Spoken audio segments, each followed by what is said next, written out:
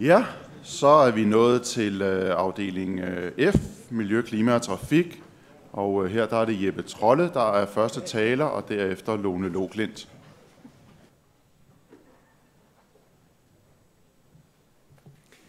Ja. Hej. Jeg er for nylig blevet formand for Roskilde Kommunes klimaudvalg. Og noget af det, vi radikale vi har taget med til budgetforhandlingerne i byrådet, det er faktisk en fond til omstilling af det, som vi kalder for olielandsbyer. Olielandsbyer, det er ikke sådan nogle, hvor der er olie i undergrunden, men det er nogle, hvor de byer med oliefyr. Og de ligger for langt fra fjernvarmenettet til, at det vil være det, der er den bæredygtige løsning i fremtiden. Og så kan man selvfølgelig argumentere for, at nu, som der også står her, så kan kommunerne jo selv gøre det. Men vi kunne da godt tænke os at gøre nogle andre ting på miljøområdet, så det ville være genialt, at det var staten, der lavede sådan en fond. Og det der er i det, det er ikke, at man giver økonomisk støtte til de her folk i landsbyerne, fordi det er faktisk allerede sådan, at det er rentabelt for de her landsbyer at gå over til bæredygtig energi. Men det, der er problemet, det er, at der er nogle forskellige, det man kunne kalde transaktionsafkostninger, eller problemer i forhold til, at de omstiller sig. For eksempel så skal de ned i banken og låne pengene. Det kan være nogle gange være en hemsko. Der kan være andre grunde til, at det er lidt for en problematik at skulle omstille sig, selvom at der er økonomi i det. Så derfor så har de brug for noget rådgivning til at lave de her omstillinger i de her landsbyer. Og det foregår rundt omkring nede i Gammel Havdrup i Solrød Kommune, der har man gjort det. De har gået over til biogas, sådan et fælles biogasanlæg. Og det her, det siger jeg bare for at sige, at jeg synes, I skal støtte F10, fordi at det kan faktisk godt være en vej frem, ikke bare i Vestjylland, men rigtig mange steder i Danmark, hvor der er de her landsbyer, der ligger uden for fjernvarmenettet, at man går ind og nurser dem og hjælper dem til at få lavet den her omstilling, helt nødvendig omstilling. Det er en del af vores klimapolitik. Og så vil jeg så tilføje, at FN's klimapanel har sagt, at 2/3, eller tror jeg det er, at olien og gassen skal blive i jorden, de fossile brændsler. Så det synes jeg selvfølgelig også, biogassen, ikke biogassen, det synes jeg selvfølgelig også, at skifergassen skal. Så den synes jeg også, I skal stemme til. Tak skal I have. Ja, Lone Loklindt, derefter Niels Monberg.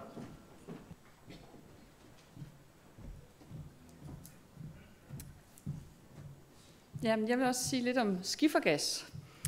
I Danmark der er det jo staten, der ejer ressourcerne i undergrunden, så det er jo altså vores allesammens. Og derfor er det faktisk et stort problem, at vi ikke har haft en åben debat om skifergas i tide. Det prøvede vi at gøre lidt ved. Sidste uge var vi i Polen med Miljøudvalget for at blive klogere på skifergasudvinding. Der har man jo selvfølgelig en helt anden særlig situation, at man er så afhængig af Ruslands gas. Der er man også længere, der har man lavet 66 prøveboringer, men man er altså ikke nået til kommerciel udnyttelse endnu.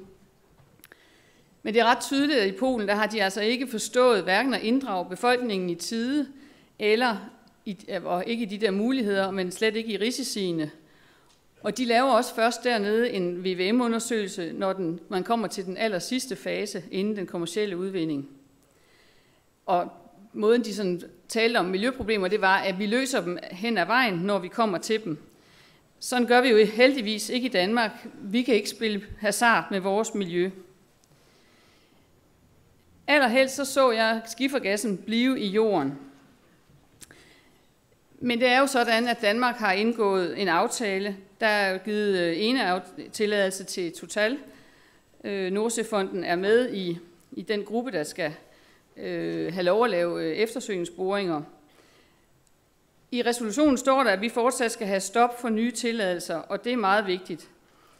Men hvis skifergassen ikke skal blive i jorden, så skal det foregå miljømæssigt forsvarligt, og derfor er det afgørende, at vi i Danmark har den fornødne viden og ekspertise, så vi nidkært kan vurdere alle risici for menneskers sundhed, for miljø og økosystemer. Vi skal altså have total åbenhed omkring processen. Vi skal sikre, at debatten sker på et ordentligt oplyst grundlag, og vi skal have betryggende erfaringer med skifergasudvinding, som der står i resolution F13, inden der på nogen måde kan ske nogen kommerciel udvinding. Og derfor kan jeg så anbefale, at vi stemmer for F13 Men det skal absolut understreges, at der skal arbejdes kraftigt på, at vi indhenter international viden og ekspertise, så vi er helt sikre på, at vi får stillet de rigtige miljømæssige krav. Og det kan jo være, at man så ikke vurderer, at det er økonomisk rentabelt. Det må vi så se til den tid. Tak.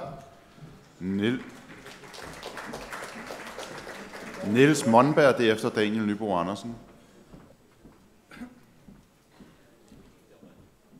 Ja, det handler også om skifergassen, og det er et synspunkt om, at skifergassen den skal blive i jorden. I USA der har man formået at nedbringe sin CO2-udledning med 20% ved at skifte over til skifergas. Det lyder som en rigtig god idé, men det betyder faktisk, at kulprisen den er styrtdykket, fordi at USA ikke har aftaget det kul, som de ellers har gjort. Og det har betydet, at økonomien i at lave kulkraftværker rundt omkring i verden er blevet meget bedre, så der er blevet besluttet at lave flere kulkraftværker. Et kulkraftværk har en levetid på en 50 års tid, så det er altså en beslutning, som rækker langt ud i fremtiden. Og det er et eksempel på, hvordan man, hvis man optimerer lokalt og kortsigtet, så på lang sigt kan lave nogle rigtig dårlige ting. Som vi hørte før, så er det sådan, at for at holde 2-gradersmålet, så skal vi højst udvinde en tredjedel af de kendte ressourcer af fossile brændsler, der er. Og alle, der har en ressource af fossil brændsel, om det er et land eller et firma, de regner med at hive dem op og sælge dem. Det gælder fra Grønland og til Shell og til Rusland, og de vil alle sammen gerne kapitalisere på det her.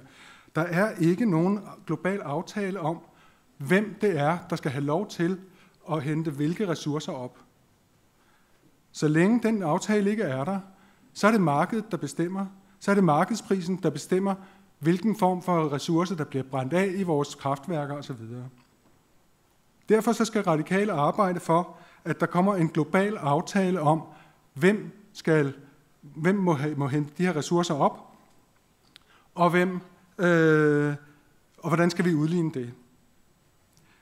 Vi skal altså lade gassen blive i jorden, indtil der er en global aftale, og derfor vil jeg opfordre til, at vi stemmer ja til F12, som har den mest klare udtrykte holdning. Tak.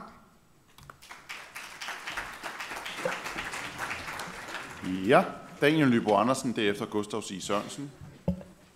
I skal lige høre noget, jeg hørte her i går, og I skal ikke grine, fordi jeg tror faktisk, det var alvorligt ment. Der var en, der sagde, at vi har fundet ud af, at man kan jo godt hente det der naturgas op af undergrunden, uden der sker det store ved det. Så kan man jo også hente skifergas op. Det er det samme. Altså det svarer jo til, at man sidder hjemme på Lærkevej i vejbestyrelsen og siger, jamen vi har jo en cykelsti ned til sandkassen, så kan vi da også godt have en 8-sporet motorvej og en grusgrav. Det er det samme. Det er ikke noget problem. Udvinding af naturgas og skifergas, det er bare ikke det samme. Som det er blevet sagt, FN anbefaler, at størstedelen af de brændsler, vi har, de skal blive i jorden. SR, har vi hørt i dag, lancerer en ny national bæredygtighedsstrategi. Morten skal kæmpe for bæredygtig energi i EU. Altså, der var ikke noget af det her, der harmonerer sådan helt vildt godt med, at hvis vi skulle til at hive ekstra fossile brændsler op af undergrunden i Vendsyssel eller Nordsjælland.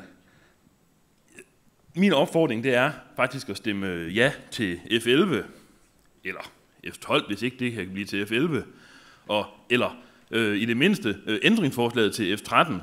Pointen er i hvert fald, at det skal blive et helt klart nej til at hive mere skifergas op.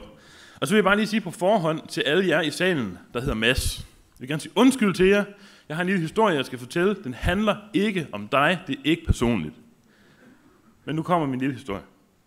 Alle de radikale kæmpede for en bæredygtig grøn omstilling til vedvarende energi. Undtagen Mads, han ville bruge efter skifergas.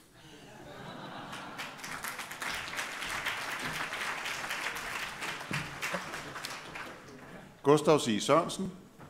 Ja, stem som Daniel lige har forklaret jer, I skal stemme nej til udvinding af skifergas. Nu er det sådan, at Total oplyser noget forskelligt, efter hvem de snakker med. I Nordjylland har de oplyst, at de har tilladelse til prøveboring til 2016, altså de næste 2 år, og derefter har ifølge det, de har oplyst til nordjyderne, så skal de søge om en ny tilladelse. Samtidig ved vi, at repræsentanter for Total render rundt over på regeringskontorerne i København og fortæller, at de har fået en tilladelse med på prøveboringer med henblik på kommerciel udnyttelse senere. Og det vil sige, at efter det, vi fortæller i København, så skal de ikke søge om en ny tilladelse. Og det betyder jo selvfølgelig, fordi så skal man jo tænke lidt i penge og sådan noget, det betyder selvfølgelig, at Total reserverer sig for, at de kan komme med en erstatningssag, hvis de ikke får lov til at lave kommerciel udnyttelse. Men der er det sådan, at Total har oplyst, at de tidligst begynder at lave kommerciel udnyttelse i 2020, altså om 6 år. Så det vil sige, at hvis der kommer en erstatningssag med Total, så kan vi tidligst som skatteborgere skal til at have pengene op af lommen om 6 år. Og mon ikke kammeradvokaten finde en måde, så alle kan blive tilfreds. Total kan få en symbolsk erstatning, måske på 100 eller 200 kroner, og vi skatteborgere, vi kan så spare og hive en masse penge op af lommen. Så også af økonomiske grunde og statsfinansielle grunde anbefaler jeg, at man stemmer for, at skifergassen skal blive, hvor den er.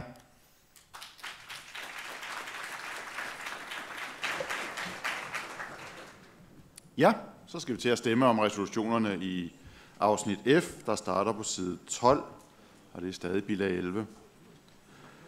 Vi starter med resolution F10. Den er indstillet af hovedbestyrelsen til afvisning. Hvem stemmer for F10?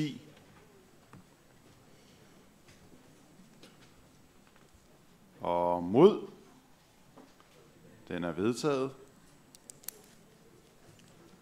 Så kommer vi til, og her skal vi lige holde tungen lige i munden, der er jo 3 resolutioner om skifergas, F11, F12 og F13, og der er til lige et ændringsforslag til F13. Og vi kommer til at stemme om dem alle sammen. Det er ikke sådan, så hvis vi for eksempel vedtager F11, så stemmer vi ikke om F12 og F13. Så det er mere sådan, så I ved, at det er sådan, det kommer til at foregå, og så er det jo helt op til landsmødesalen selv at sikre en vis logik i det, man stemmer. Det kan jeg ikke styre heroppe fra. Så nu må vi se, hvordan det går, men der er 3, så vi skal lige holde tungen lige i munden. Først er der F11, der er indstillet hovedbestyrelsen til afvisning med henvisning til F13. Hvem stemmer for F11? Og mod? F11 er vedtaget.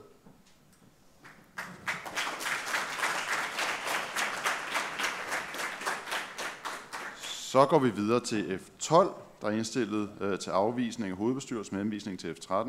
Hvem stemmer for F12? Og mod? Den er også vedtaget. Så er der F13, der skal vi være opmærksom på, at der er et ændringsforslag. Det er det, der er stillet af blandt andet Gustav C. Sørensen. Resolutionsudvalget er indstillet ændringsforslaget til afvisning. Hvem stemmer for ændringsforslaget til F13 på side 14? Ja, og hvem stemmer mod ændringsforslaget? Kan der ikke lige nogle flere, der kan deltage, så vi kan få en lidt klar. Hvem stemmer for ændringsforslaget? Tak. Og hvem stemmer mod? Godt. Ændringsforslaget er vedtaget. Og det vil sige, nu skal vi så stemme om F13 med de ændringer, vi lige har vedtaget. Så nu stemmer vi om en ændret F13, hvor der er blevet slettet noget, og hvor der står, at skifergassen ikke skal udnyttes kommercielt. Hvem stemmer så for den ændrede F13? Og mod? Den er også vedtaget. Så tror jeg også, vi har tydeliggjort vores holdning til skifergas.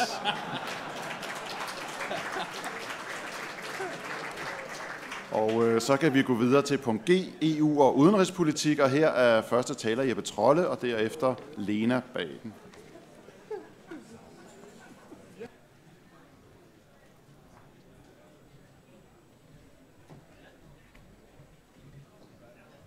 Hej igen.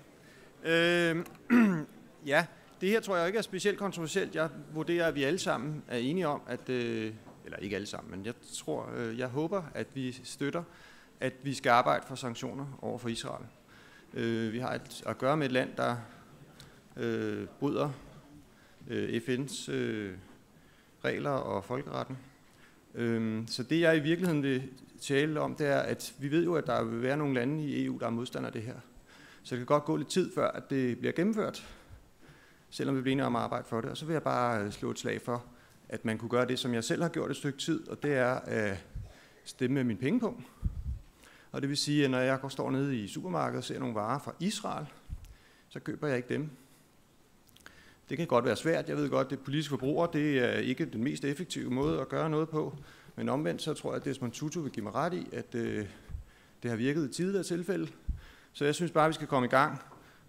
Og så ved jeg godt, at Søren Espersen siger, at så skal vi jo også i gang med alt muligt andet. Nu køber jeg heller ikke særlig tit varer fra Saudi-Arabien. Det er ikke altid, jeg kan tjekke om, hvor olien kommer fra. Den skal vi jo så også holde op med. Men det skal jo ikke være nogen forhindring. Og det er også svært at tjekke det med Israel. Men jeg synes, uden at jeg skal bestemme, hvad I skal gøre, så vil jeg bare opfordre til at tænke over det, når I står nede i supermarkedet og ser nogle varer fra Israel.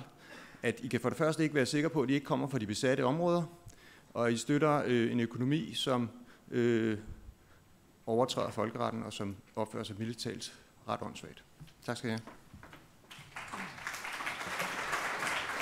Ja. Lena Baden, derefter Mette Annelie Rasmussen.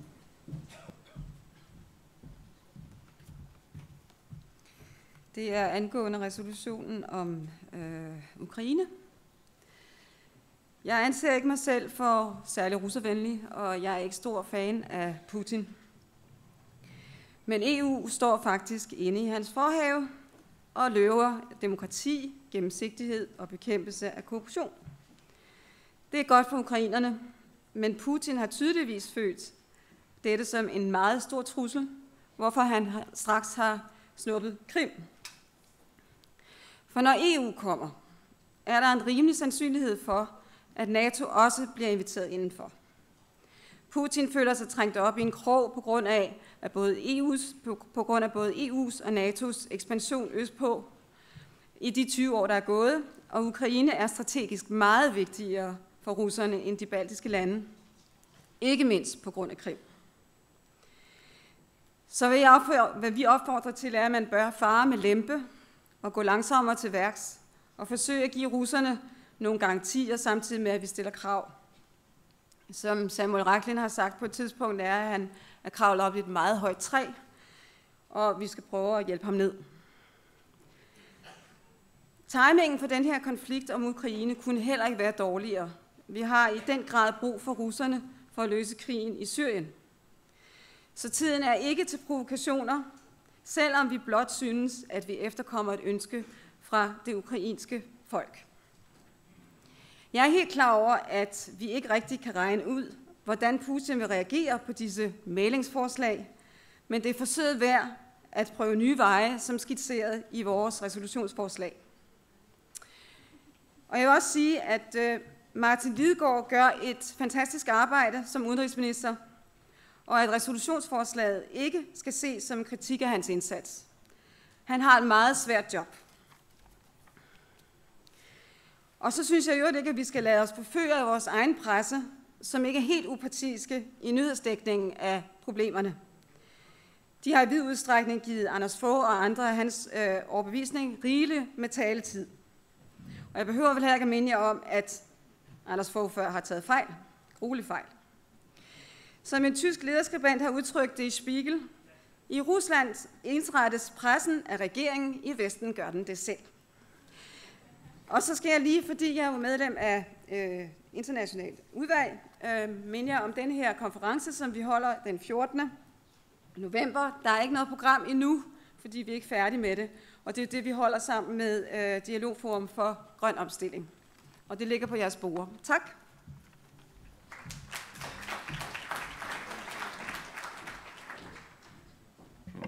Mette Annelie Rasmussen, derefter Thy Birk.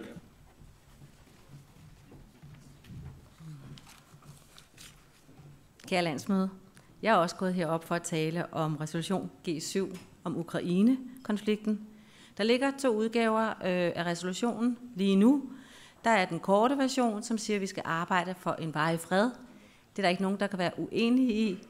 Og så ligger der et ændringsforslag, som vi er nogle stykker, der har lavet, som folder strengene til fred lidt mere ud. Fordi vi er gået herop, fordi vi synes, at vi skal tage udgangspunkt i virkeligheden, fordi vi i det her forum godt kan klare og håndtere konflikter og godt kan stemme for noget, der er komplekst i sin retorik og i sin udformning. Ændringsforslaget er desværre blevet forkastet, da man mener, at det skaber usikkerhed om vores partiskhed, om vi er for Putin, om vi anerkender annekteringen af Krim. Det er ikke det, resolutionsforslaget siger, og det er ikke det, ændringsforslaget siger. Og jeg kan også godt afsløre, at jeg ikke føler mig specielt russervenlig lige nu.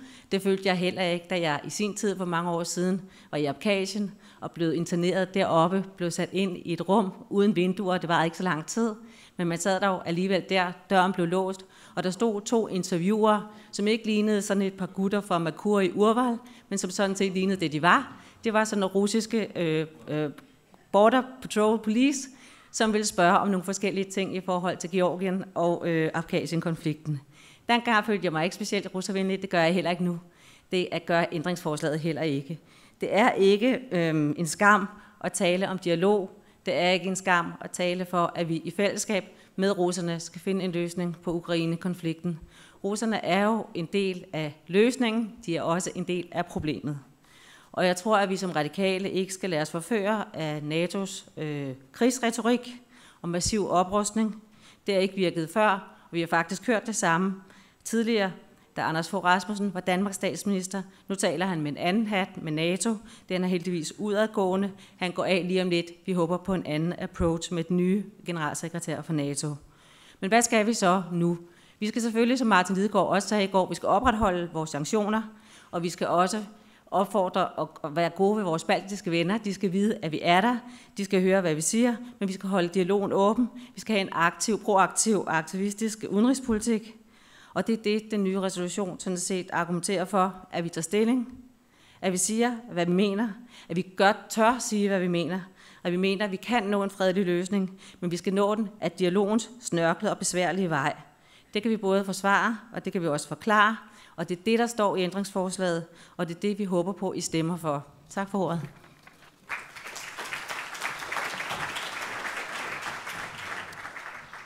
Thy Birk, derefter Henrik Lise Pedersen.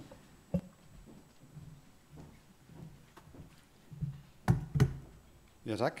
Jeg vil også tale om resolutionsforslag G7, og jeg hører så til dem, der mener, at vi skal holde os til den korte form. Generelt så finder det altid, at man skal tænke sig om, inden man går i detaljer. Altså, men det er faktisk sådan, at man begynder at detaljere sig meget ud, så for det første er jeg lidt i tvivl om, hvor meget indflydelse vi har på det, og hvor tæt det overhovedet kommer på den virkelighed, der alligevel bliver under radaren, når diverse udenrigsminister skal til at forhandle det. Og desuden så skal man ligesom, når man går i detaljer, så skal man også ligesom vide, hvad det er, så kræver det faktisk større kendskab til detaljerne, ikke? Og jeg må sige, generelt er jeg meget forsigtig over for at gå i detaljer. Det er det der med at undgå konkret og forkert fælden. Og hvis jeg kigger på den oprindelige, der var det især den tredje pind om at acceptere, at Krim historisk er begrundet en del af Rusland. Det var en stor ansydelse for mig. Jeg ved godt, at pinden er blevet fjernet i det nu ændringsforslag, der kommer frem, men der er stadigvæk en pind, der generer mig. Og det er den, hvor der står, tag højde for områdets, i områdets historie, herunder de historiske bånd til Rusland. Jeg er ked af det, men jeg synes altså, der ligger en indirekte accept af annekteringen af Krim.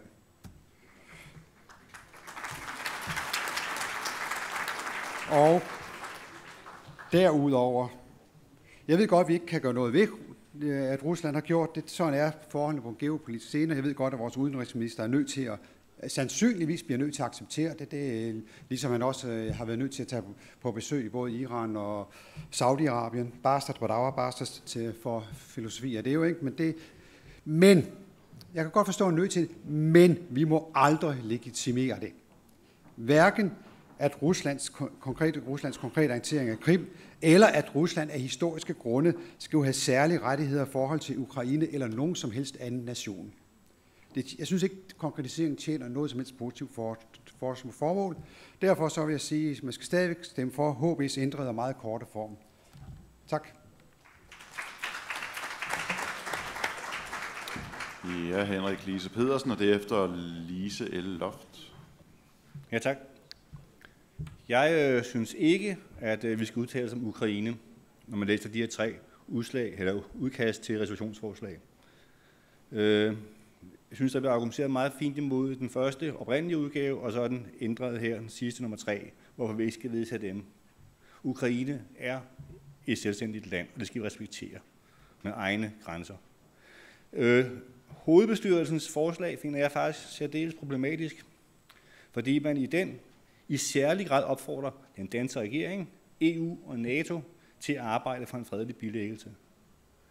Helt ærligt, vi kan ikke på den måde skilte regeringen, EU og NATO ud og sige, at det er dem, der er problemet, uden at nævne Rusland. Altså, når man retter en særlig opfordring til nogen, så fordi de har et særligt ansvar for at gøre noget. Og jeg synes ikke, at det er EU eller NATO eller regeringen, der her udarbejder en fredelig løsning. Tværtimod. Det er måske sådan lidt en djævelens advokat, der udlægger teksten her. Men tænk nu, hvis fanden selv faldt over en tekst her. Hvis Putin fandt den og fik sine propagandafolk til at arbejde med det. Se selv, hvad Radikale Venstre de vedtager. Det er den danske regering, det er EU og NATO, der er problemet her. Hjælper vi så dybest set de ulykkelige folk i Ukraine? Det tror jeg ikke, vi gør. Så derfor skal vi stemme nej til alle 3 udgaver af den her. Tak.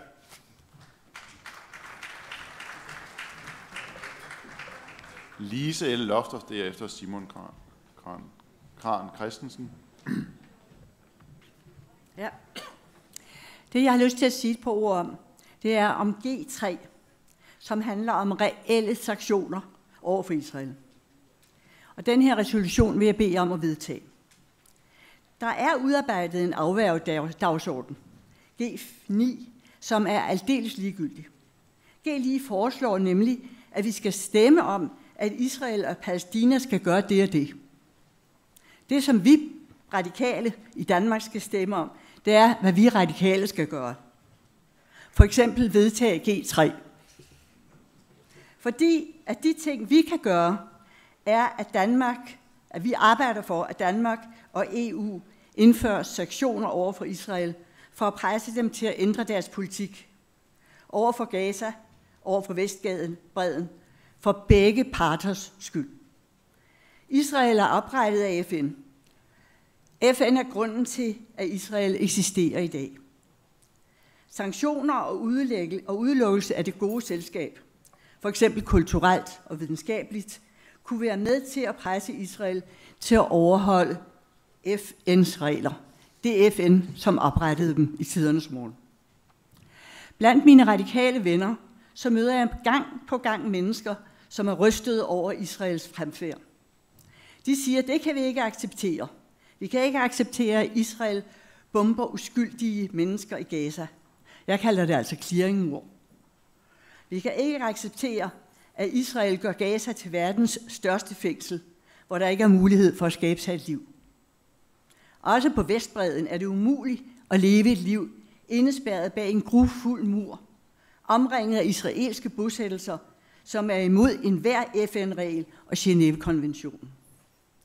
Disse radikale venner er bare rystede og fulde af ord. Men vi gør ikke noget reelt for at stoppe Israels fremfærd. En af de reelle ting, vi kunne gøre, det var at vedtage G3. Tak.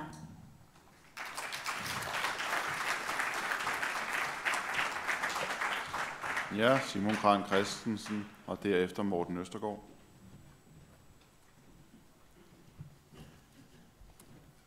Kære landsmøde, jeg vil tale om resolution G9, tostatsløsningen.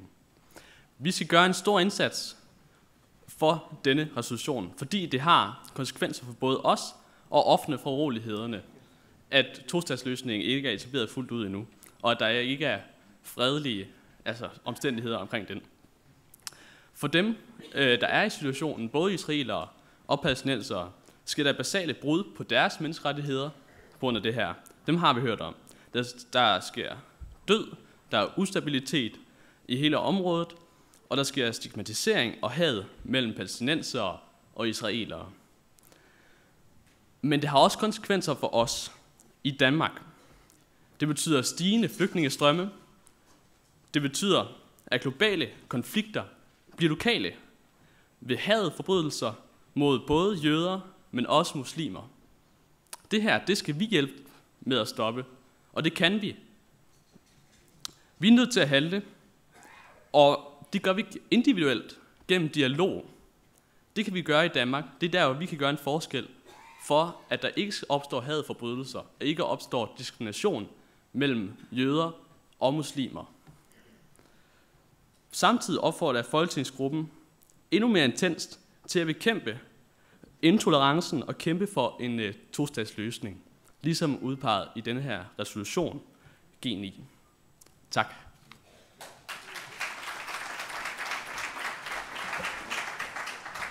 Morten Østergaard.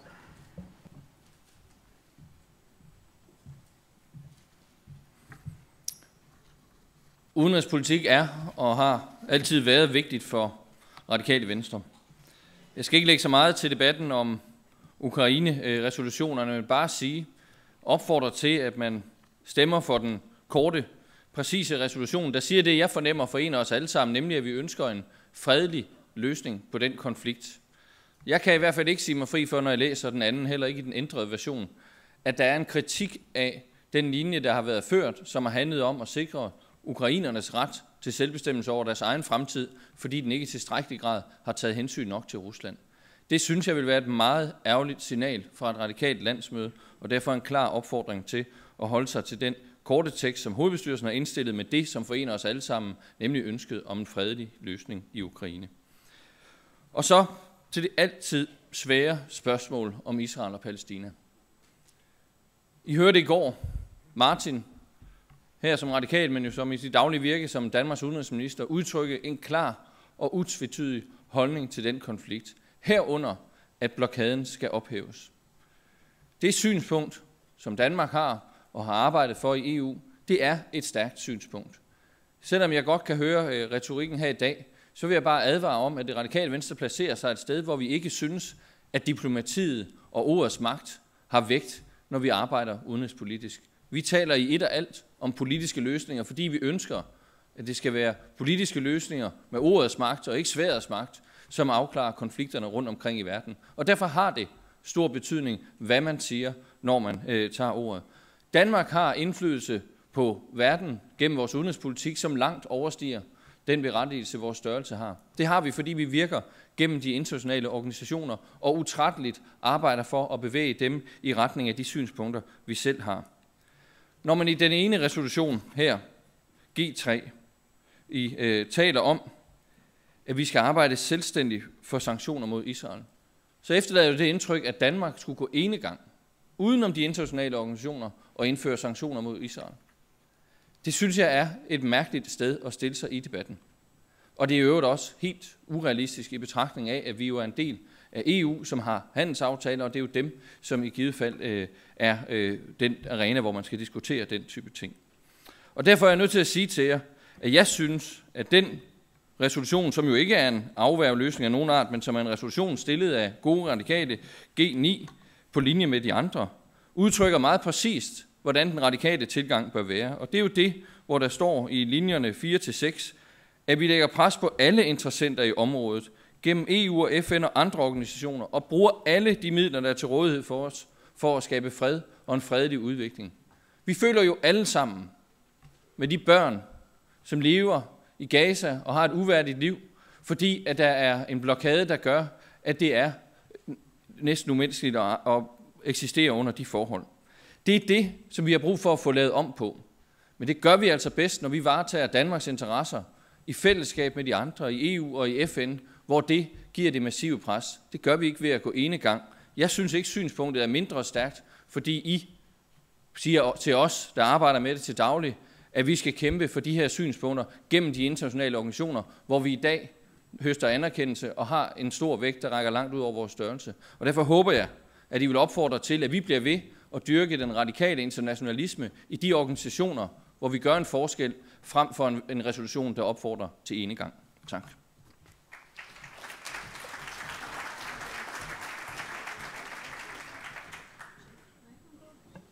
Ja, jeg kan ikke se, hvorfor du principielt ikke skulle kunne. Så.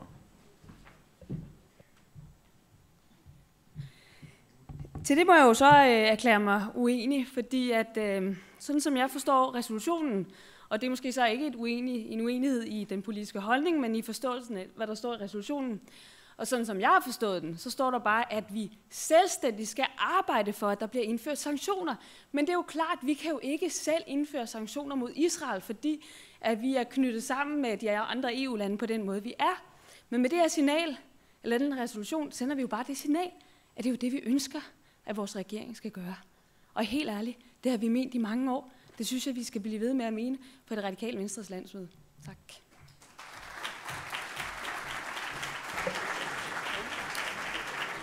Så kommer vi til behandlingen af resolutionen under punkt G. Vi starter med G3, og her er der indsnedet sig en lille prekært bogstavfejl, er jeg blevet gjort opmærksom på. Den resolution, vi skal stemme om, det er jo den, der er indstillet af hovedbestyrelsen til vedtagelse i ændret form. Det er den, vi skal stemme om. Det er den, der står sådan cirka midt på siden, de 3 linjer der. I den, og i øvrigt også i den oprindelige, hvor der står på et tidspunkt, så længe de ulovlige besættelser på Vestbredden og de facto indespærringen, der skulle have stået de ulovlige bosættelser. Og det er vi blevet gjort opmærksom på af nogle af forslagsstillerne, og det blev der egentlig også nikket til i hovedbestyrelsen, men det er ikke kommet med her. Man kan også se, hvis man læser begrundelsen, så tales der også der om de ulovlige bosættelser. Så det håber I er med på. Sætningen giver også bedre mening rent grammatisk. Men et bogstav kan jo ændre en del. Så der skulle have stået de ulovlige bosættelser, og mindre nogen protesterer lige nu, så er det det, vi stemmer ud fra. Tjek, godt. Så begynder vi. Og så G3, der skal vi så stemme om de 3 linjer, der indstiller hovedbestyrelsen til vedtagelse i ændret form. Hvem stemmer for den resolution? Og mod? Den er vedtaget. Så kommer vi til G4. Den er indstillet til afvisning af hovedbestyrelsen. Hvem stemmer for G4? Og mod? Den er afvist. Så kommer vi til G7, og her skal vi også lige holde tungen lige i munden i forhold til proceduren. Det oprindelige forslag G7, det er ikke ønsket opretholdt, så det behøver vi ikke kigge mere på, altså det, der står på side 17. Så det, vi starter med at kigge på, det er, at der så er hovedbestyrelsen og så indstillet et forslag til vedtagelse. De 3 linjer, det der er blevet omtalt som den meget korte version. Og der er så kommet et ændringsforslag til den resolution. Det er det, der står lige nedenunder, med blandt andet Mette Anneli. Så det, vi gør nu, det er, at vi først stemmer om det ændringsforslag. Og bliver det vedtaget, så har vi jo i praksis en resolution, og så stemmer vi ikke om mere. Hvis vi ikke vedtager ændringsforslaget, så stemmer vi bagefter om den korte, som hovedbestyrelsen er indstillet til vedtagelse. Okay? Godt. Så nu stemmer vi om det, der hedder ændringsforslaget til G7. Hvem stemmer for det ændringsforslag? Og mod? Det er ikke vedtaget. Og så tager vi de 3 linjer lige ovenover, indstillet af hovedbestyrelsen. Hvem stemmer for den version af G7? Og hvem stemmer mod? Den er vedtaget. Så kommer vi så til G9, som er indstillet af hovedbestyrelsen til vedtagelse. Hvem stemmer for G9? Og hvem stemmer mod? Den er vedtaget.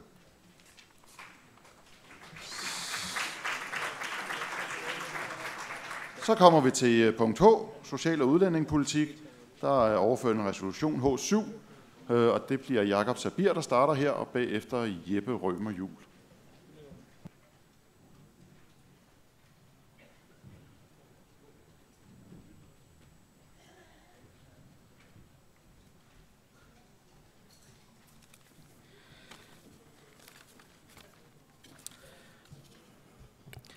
Ja, min tale den bærer lidt præg af, at den skulle være talt i går, men vi tager den.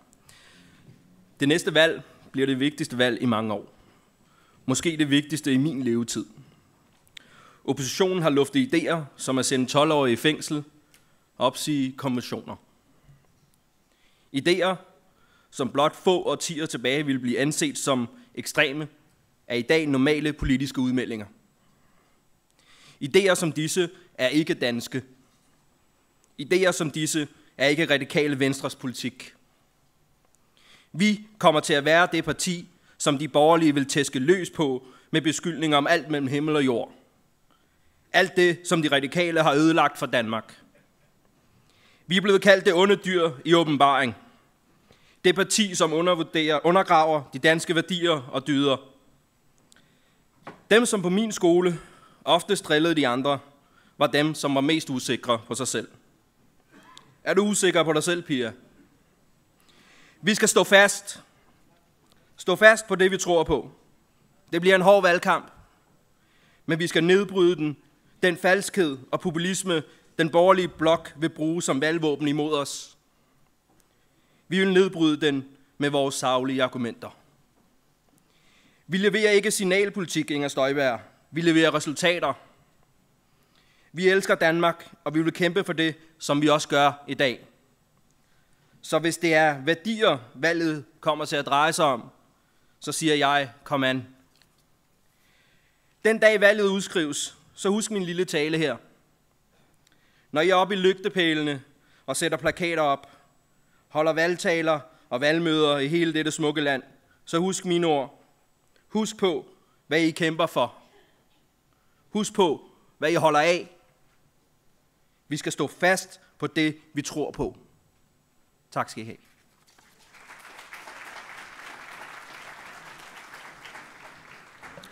Så er det Jeppe Rømer Juhl.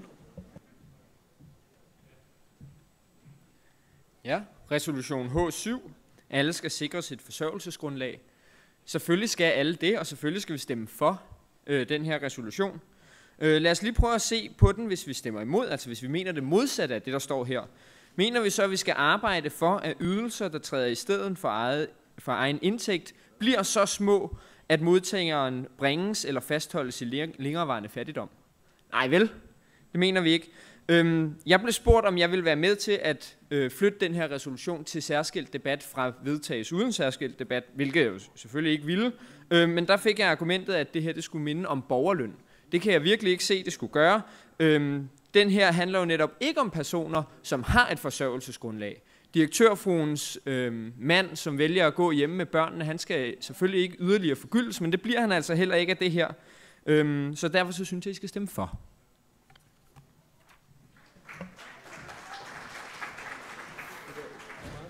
Og det er så det, vi skal finde ud af, om vi gør. Og jeg er blevet gjort opmærksom på, at det jo hedder H7, alle skal sikres et forsørgelsesgrundlag, ikke sikre et forsørgelsesgrundlag. Så det er det, der står på side 21, der selvfølgelig er det rigtige. Men H7, der er indstillet til vedtagelse af hovedbestyrelsen, hvem kan stemme for H7? Og mod? Den er vedtaget. Så kommer vi til I, og der starter vi med Jeppe Trolle, og derefter Kasper Langberg. Ja. Nej. Ja, jeg har været før, men jeg må sige til jer andre, at I skal gå lidt tidligere i seng, fordi ellers så står jeg jo alene heroppe, og det går jo ikke. Hvad hedder det? Ligestilling af mødre og fædres ret til barsel. Der bliver jo som sædvanligt argumenteret med, at familien skal selv bestemme. Og der vil jeg så bare minde om, at der er andre end staten, der kan gribe ind i, om en familie selv kan bestemme. Når min datter kommer hjem fra skole og har fået at vide, at hun går i drengetøj, eller har for kort hår, så er det ikke familien, der selv bestemmer de kønsroller. Og det samme gælder, når min søn kommer hjem og får at vide, at han går i pigetøj. Så derfor så er der altså andre ting end bare staten, der kan blande sig i familiernes frie valg. Og derfor så skal I stemme for det her forslag, hvor vi gør noget ved det her, så fædre kan få lige så meget ret til barsel som mødre. Så bliver der argumenteret med det med økonomien, og det synes jeg er en cirkelslutning, fordi en af begrundelserne for, at fædrenes indtægt er større, det er jo netop fordi, at der ikke er samme ret til barsel for fædre. Og så bliver det jo en skruen uden inden, for så venter vi på, at lønningerne stiger det gør for kvinderne, og det gør de ikke, fordi at kvinderne har en speciel regel omkring barsel i forhold til mændene. Så stem for forslag. Ja, tak. Kasper Langberg, det er efter Signe Mie Jensen. Ja, jeg vil også gerne slå et slag for den her I4, som den vist hedder. øremærket barsel til mænd.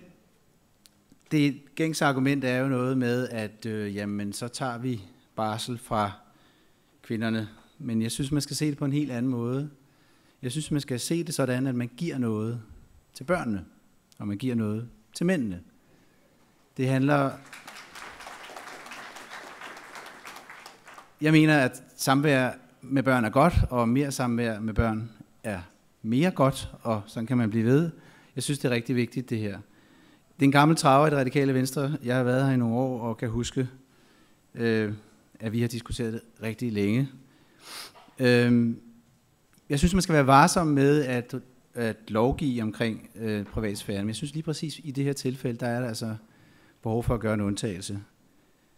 Jeg synes, alt viser, at der er ingenting, der flytter sig, hvis ikke man griber ind i det her. Der er ikke sket super meget i mange år på det her område i de danske familier. Og jeg kan jo henvise til Sverige og andre steder, hvor man har rykket på det her, og der sker altså noget, når man lovgiver om det. Det letter også presset for mændene i forhold til deres arbejdsplads, når det er en rettighed, de har, og det skal man selvfølgelig også huske på. Det her håber jeg jo så også kan blive et element i en diskussion i det her parti om en langt mere ambitiøs familiepolitik, som selvfølgelig også handler om nogle andre ting end ligestilling, men handler også om at skabe nogle meget bedre rammer for danske børnefamilier. Og det håber jeg snart, vi kan komme i gang med at diskutere i det radikale Venstre også. Men det her er i hvert fald en start, så jeg håber meget på, at I vil stemme for resolutionsforslag I4. Tak for det. Signe Mi Jensen, derefter Pernille Boye Koch. Ja. Hej. Jeg stod også og snakkede om det her sidste år, men jeg vil så gentage mig selv. I vores bilag, I har på bordet, der kan vi se, at flertallet af hovedbestyrelsen har indstillet den her til at blive afvist. Og jeg ved ikke helt, fordi det altså med hensyn til, hvorfor at den skal nedstemmes. Vedtagelse? Ja, der var en fejl i det allerførste, der blev så korrigeret, så hovedbestyrelsen indsætter forslaget til vedtagelse. Ja, okay. Ja. Det tager jeg så på mig, sorry. Men i hvert fald, der er rigtig mange, der stadig er imod den. Sidste år, der kom den igennem i sådan en fortørnet form, og det er nærmest for ligegyldigt. Og jeg er træt af at diskutere det her. Jeg vil hellere diskutere det på et andet plan, hvor vi ser, hvordan får vi det her gennemført.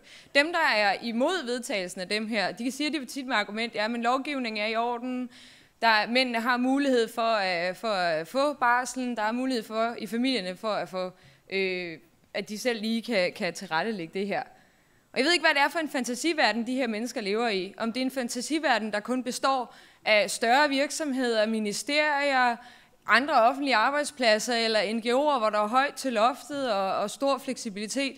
Men i resten af vores virkelighed, der er altså mange små virksomheder, hvor det her bare ikke er en kultur. Der er mange små virksomheder, det kan være værksteder af forskellige art, små sundhedsklinikker, hvor at mænd konstant får krænket deres ret til barsel. De får konstant krænket deres ret til at være sammen med deres børn. Kan det virkelig være rigtigt, at vi skal blive ved med at høre om cykelsmede, som har været en loyal arbejdskraft i 8 år, og så fordi han kommer og beder om mere end de der 14 dage, og han beder om 3 måneders barsel med sin nyfødte datter, så bliver han troet med en fyreseddel. Og ja, det må man ikke. Men jeg arbejder for en organisation, som repræsenterer arbejdsgivere.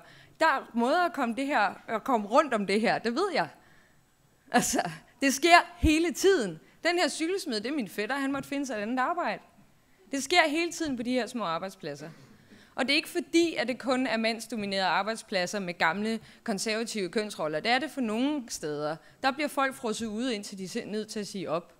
Men det har også noget at gøre med, at de er ikke indrettet efter barsel, for de har ikke været nødt til det. De har ikke haft motivation for det. Har I nogensinde set et jobopslag på et barselsvikariat til en pladesmed? Nej. Det sker ikke. Men til gengæld er der mange nyuddannede pladesmede, der ville synes, det var rart, de kunne få foden indenfor. Så vi skal virkelig gøre noget ved det her. Vi skal vedtage det. Ja, undskyld, Anders. Så vil jeg jo ikke sige som det sidste. Jeg er træt af at høre små virksomhedsejere, der siger, at de konsekvent ikke ansætter kvinder under 40. Det giver mig så lige 12 år, hvor jeg er uønsket. Tak for det. Ja. Pernille Boye Koch, og derefter Karen Melchior.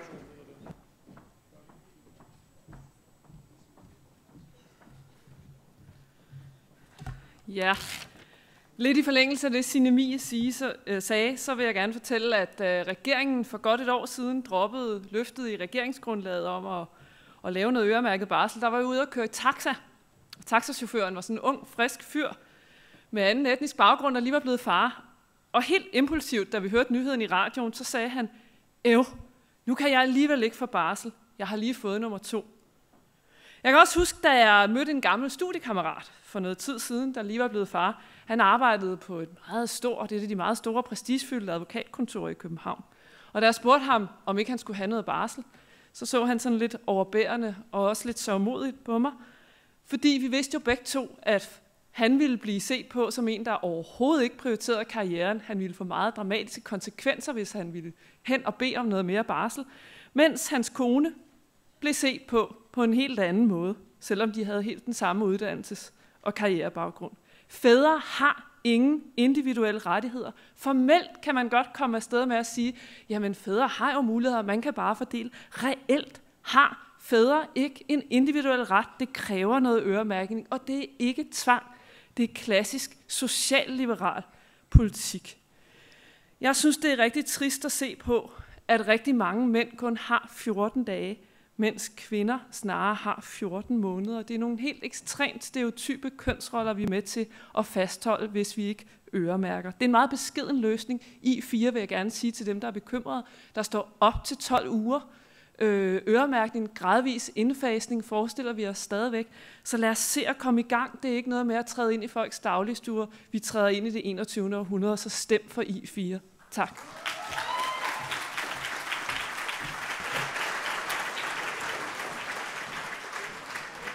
Karen Melchior, derefter Mikkel Sarbo. Det er lidt blevet sagt før. I en ideel verden, der har vi et frit valg. I en ideel verden, så kan familierne bestemme selv. Sådan en ideel verden, den vil jeg gerne leve i. Jeg mener, hvis vi stemmer for den her resolution, så bringer vi os et skridt tættere på den her ideelle verden. Barsel, det handler ikke kun om børnene. Det handler ikke kun om familierne. Det handler også om arbejdsmarkedet. Barsel giver familierne mulighed for begge forældre, at have et barn og at have et arbejde og have en karriere. I det, at vi har barselsorlov og giver folk penge til at have børn, så blander vi os allerede i familien. Skal vi ikke også bruge det, at vi blander os, til at få opnået de ting, vi gerne vil have? Vi vil gerne have et arbejdsmarked, hvor både mænd og kvinder har de samme muligheder. Det har vi ikke i dag. Det er kvinderne, som tager barselen, og det kan der være mange grunde til. Men jeg mener, at det her vil være et skridt på vejen til, at både mænd og kvinder får tid til at have tid med deres børn, og også får mulighed for at have en ordentlig karriere. Jeg mener ikke, at det er godt for kvinders karriere at have meget lange barsler gang på gang. Det vil være bedre, hvis du får mulighed for at dele det med dine medforældre og med din mand. Jeg tror, at vi er enige om målet. Vi er bare ikke enige om midlerne.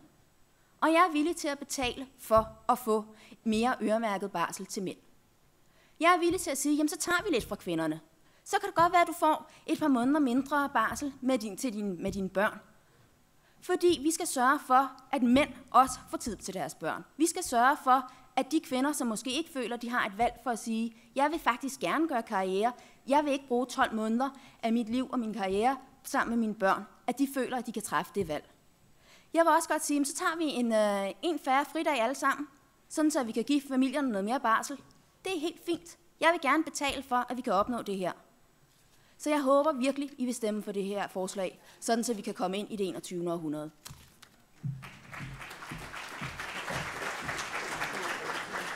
Mikkel Sarbo, derefter Per Trinerup Dalgaard.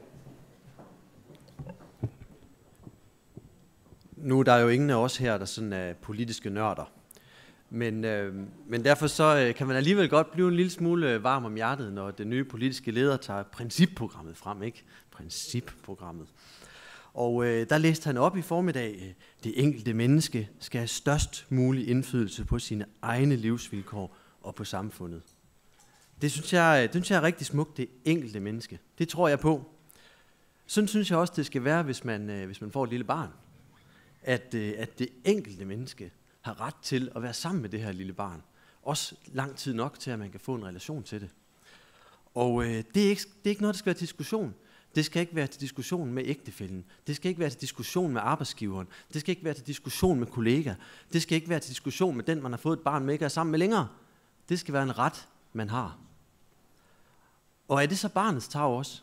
Ja, det kan jeg love jer for, det er. Det er barnets tarv at have en tæt relation til de forældre, der er.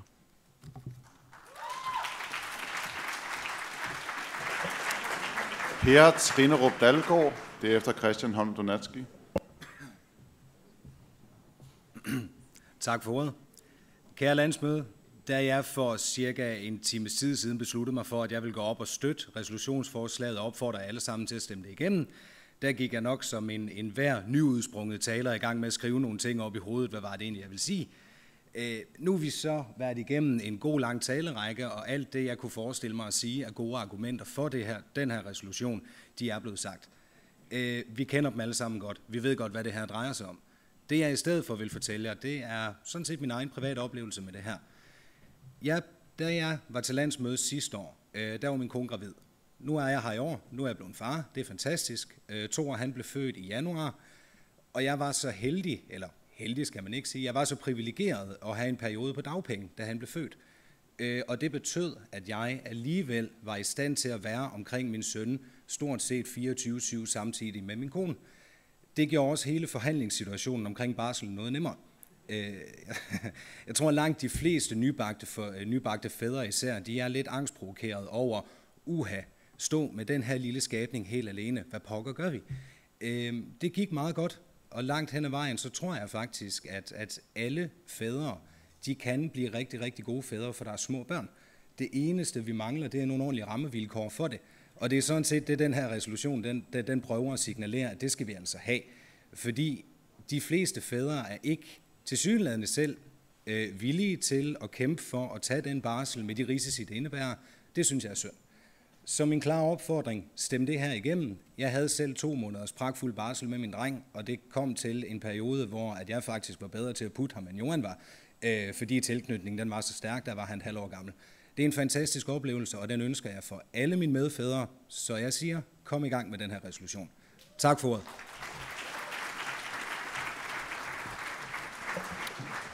Christian Holm Donatski. Tak for det. Jeg synes, at I skal stemme ja til I4. Og det var sådan set den korte besked, men jeg synes også, at vi har siddet her i rigtig mange timer og gør det hver eneste søndag til landsmøde og taler om de her resolutioner. Og det havde jeg også lyst til at sige lidt om. Bag de resolutioner, der ligger der et kæmpe stykke arbejde ude omkring i de forskellige foreninger rundt omkring i landet. Man har diskuteret frem og tilbage, haft rigtig mange gode politiske drøfter, og så har stillet de her resolutioner. Rigtig mange af dem vedtager vi. Jeg synes, det er rigtig vigtigt, at de resolutioner, de ikke dør, men faktisk får lov til at leve videre i de 2 år, som de gælder. Jeg er stærkt tilhænger af, at vi som politisk valgte, det føles godt at sige det, ikke er nødvendigvis fuldstændig bundet op på alle resolutionerne. Vi skal også have en mulighed for at handle. Men det er altså vigtigt, at det er partiets politik, og det er vigtigt, at synes jeg, både vi som organisation stadigvæk holder det højt, og vi også, når vi ude lokalt opstiller folketingskandidater og byrådskandidater osv., holder dem op på det, der er det radikale venstres politik. Og det er altså det, vi vedtager, når vi vedtager de her resolutioner. Det synes jeg er rigtig vigtigt, at de ikke dør, men lever videre, for der ligger et rigtig stort stykke arbejde. Sidste år der fik vi vedtaget en resolution om de radikale ønsker til en ny og moderne grundlov. Den kunne jeg godt tænke mig at vide lidt om, hvad der egentlig sker med den, for det står sådan set også i vores regeringsgrundlag, og der er tiden ved at løbe ud, så det håber jeg, man rykker lidt på. Men tak for et godt landsmøde alle sammen.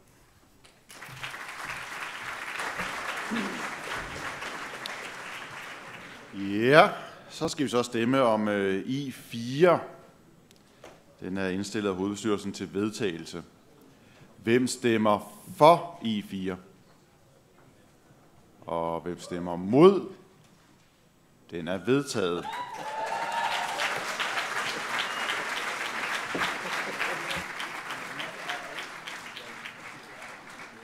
Godt.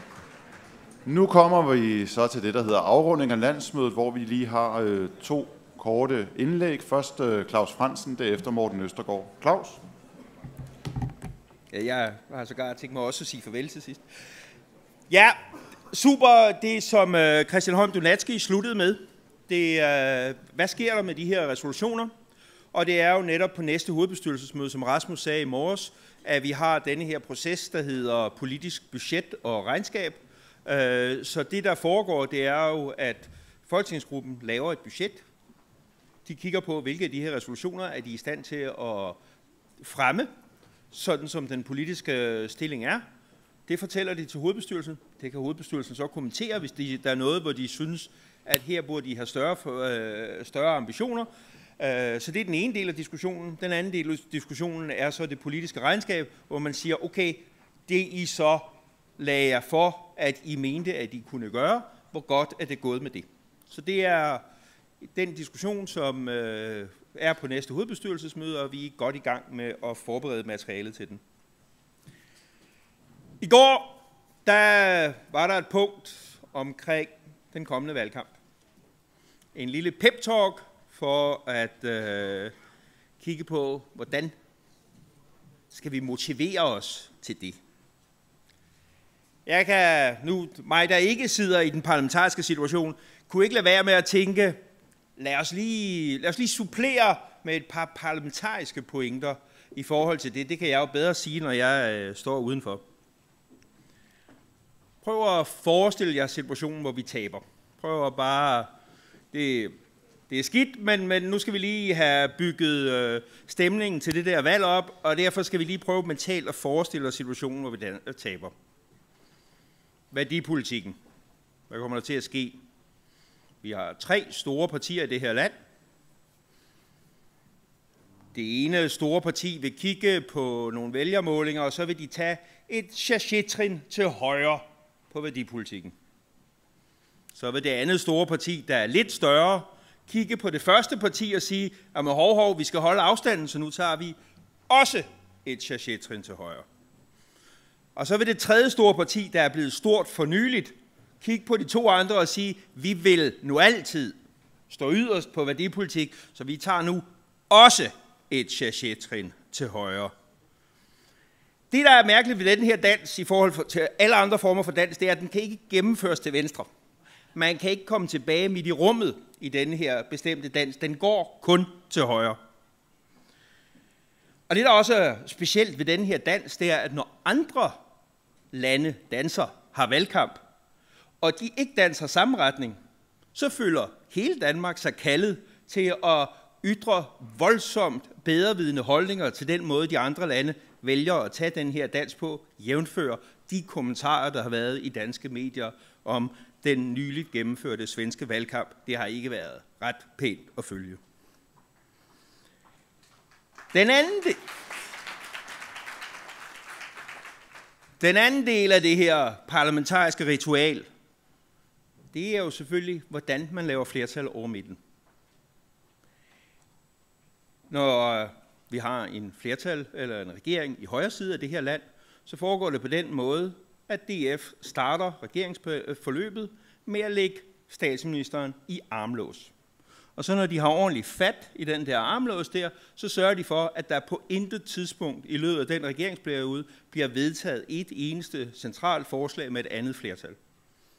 Det er den måde, man etablerer blokpolitik på, og Tusinddal ved lige nøjagtigt, hvordan man laver det der greb der. Så det, der kommer til at ske, hvis de andre vinder, det er, at vi kommer til at savne Johanne. Fordi Enhedslisten har det behagelige princip, at de stemmer for det, de selv synes er fremskridt, og de stemmer imod det modsatte. Og så når de ikke får deres vilje, så bruger de meget farverige gloser fra det danske sprog til at fortælle om det. Men de sætter ikke Danmark i stå, og de lægger ikke nogen i armlås. Det, der har været fornøjelse ved det her parlamentariske forløb, vi har haft det sidste stykke tid, det har været de gange, hvor der har været konkurrence i salen om at få gennemført løsninger til glæde for Danmark. Det er, at politiske partier skal konkurrere om at ville noget, i stedet for, at hele forløbet er låst fast i armlås. Det er det, vi slås for næste gang. Det er den parlamentariske del af det. Hvad får du så ud af at lave valgkamp? Det blev der sagt lidt om i går. Det at følge med i politik, det har den kæmpe fordel, at man tuner sig selv. Man tuner sin egen samfundsforståelse. Når man har været ude og hænge plakater op, så kan man nyde et glas rødvin efter velgjort gerning. Og det at møde sine medborgere på gaden og skulle argumentere politik med dem, der findes ingen træning i hurtigere at bygge sin egen forståelse op. Vi står foran en forrygende valgkamp. Det bliver ekstremt spændende at være med til. Og nu vil jeg, før jeg lukker landsmødet, give ordet til Morten.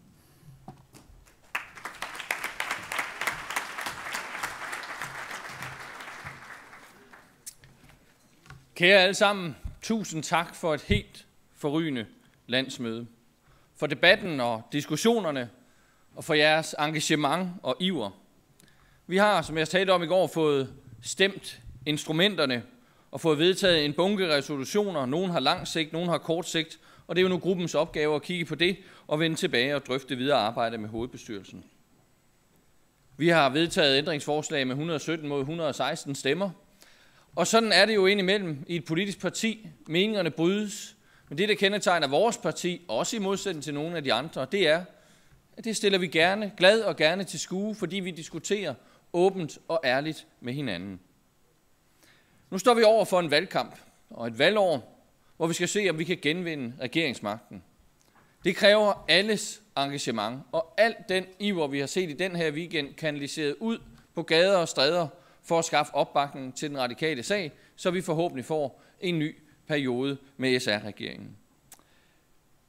Vi har jo det her slogan med, at vi samarbejder med dem, der vil, så da jeg for nylig havde lejlighed til at hilse på den nye konservative leder, Søren Pape, så foreslog jeg jo, at vi bekræftede det her håndtryk, som vores forgængere havde lavet i den sidste valgkamp. Han har ikke vendt tilbage med et konkret svar endnu, men jeg synes, det er vigtigt at holde fast ved det, vi mener, når vi siger, at vi samarbejder med dem, der vil. Vi har jo demonstreret i den her valgperiode, at det godt kan lade sig gøre at få et samarbejdende folkestyre, at det ikke skal være enten rød blokpolitik eller blå blokpolitik, at det går Danmark bedre, når man bøjer sig mod hinanden og finder nogle løsninger, som også kan modstå tidernes skiften og de politiske vinde, som gør, at indimellem så ændrer tingene sig, at der kommer nye regeringer. Det er en del af vores tankesæt, det er en del af vores rolle at sikre det, og desværre synes jeg, vi oplever, som yderfløjene styrkes, at flere og flere trækker sig væk til midten, og vores rolle som midterparti, den bliver mere og mere aktuel. Og derfor er det afgørende, at når vi kommer ud i debatten, at vi husker på, også respekten for de andre synspunkter, ligesom den er her, fordi vi samarbejder med dem, der vil. Jeg sagde i går, at i indledningen af min tale, at jeg var spændt. Det var jeg også, og det er jeg for så vidt stadigvæk. Der er stadig meget, der er nyt. Men jeg tager al den energi, jeg har mødt her, al jeres tro på fremtiden og det engagement med videre.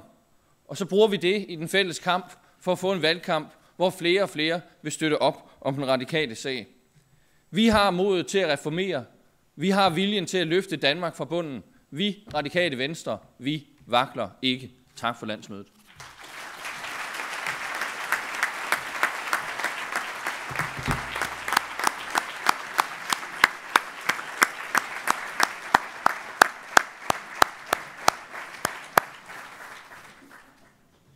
Så er det frem med kalenderen. Landsmødet næste år er den 19. og 20. september. Jeg forstår, at Nyborg Strand er gået i gang med at tage imod værelsesbookninger. Tak for jeres bidrag til et fremragende landsmøde. Kom godt hjem.